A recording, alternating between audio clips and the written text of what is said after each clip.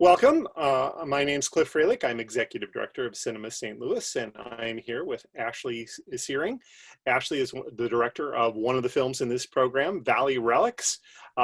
She's in LA now, but she spent many years here in the St. Louis area. So let's get right to it.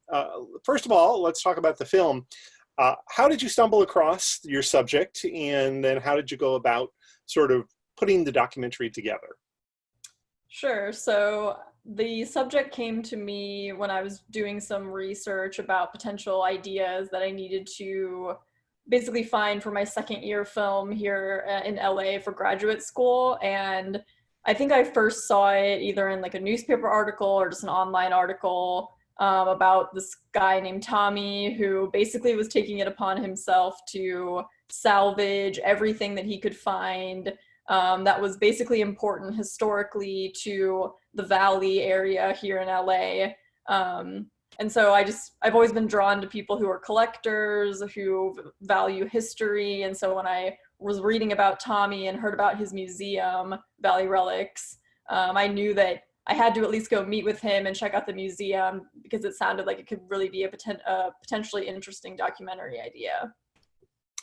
And it is a fascinating place, and he's himself quite the character. I suspect that you could have made a much longer piece if you had wished that sort of drilled down a little bit into his background. Was that a temptation? I know this was a project for school, so probably you weren't thinking in terms of a feature documentary, but do you think that that's something that would be doable?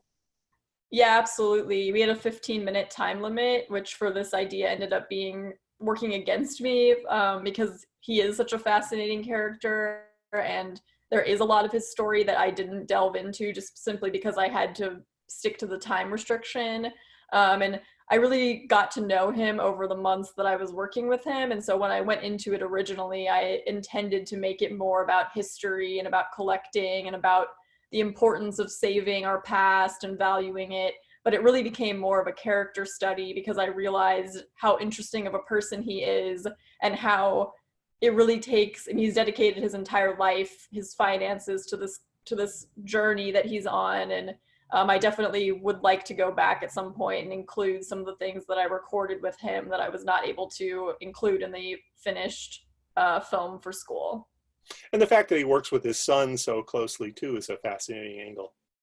Yeah, it's definitely a family business. And fortunately, he has kids that are in their late 20s, almost 30, and then he has young kids. And so he's fortunate that they all seem very interested in it and have helped him a lot. And he's definitely hoping that in the future, his kids kind of continue the legacy and keep the museum going because it's definitely a full-time dedicate your life to it kind of a cause. And is it a for-profit museum, or has he incorporated as a nonprofit? No, it's entirely a nonprofit. So it relies on donations and they charge like $10 to come in, but they also hold a lot of events, community events, and then a lot of the stuff, he never buys anything to include in the museum. It's all either salvaged off of, buildings that are closing down or it's donated.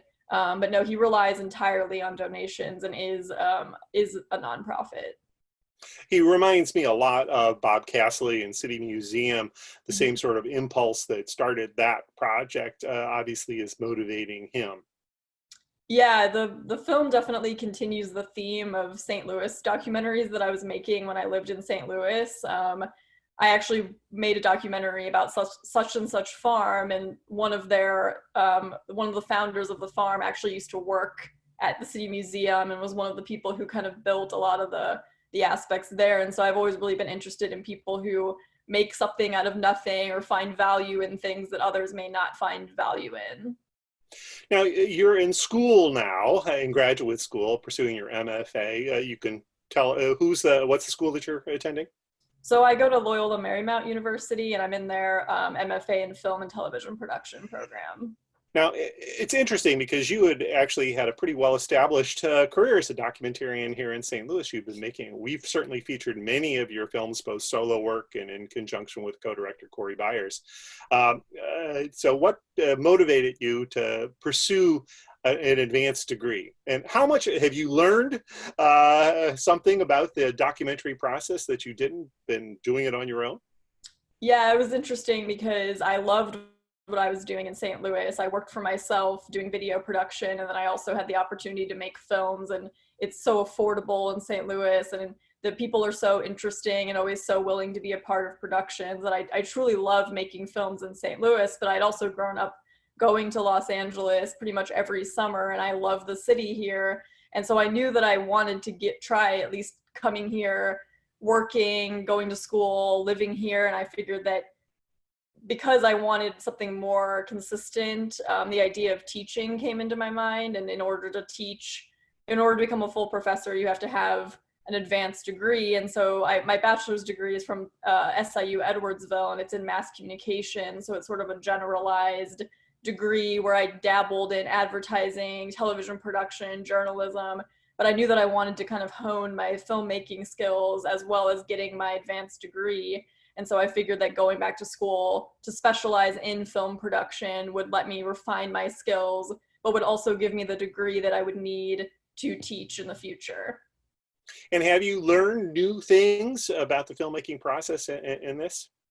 Yeah, absolutely. I've learned that it's a lot harder to make a documentary in Los Angeles than it is in St. Louis. Here, everything is very by the book, and it's very, permits, insurance, everything is expensive. But it really has been a good test of my skills because you're constantly running into roadblocks or problems that need to be solved. And that happens in any filmmaking process. But, I have an hour and a half commute. So just everything is a little bit harder here. And so it really makes you think about what's important not only to your filmmaking, but just to life in general. And it really makes you utilize your time and it makes you more organized. And just because if you didn't, then everything here would just feel impossible. So it's definitely been a really good thing for me. And I'm really happy that I made the decision to come here. Right, well, we're happy that you are gaining new skills, but we also hope that you return to St. Louis after you finish your education, because we'd love to have you continue to be a part of the St. Louis filmmaking scene. So thanks a lot. We hope to see more of you in the future.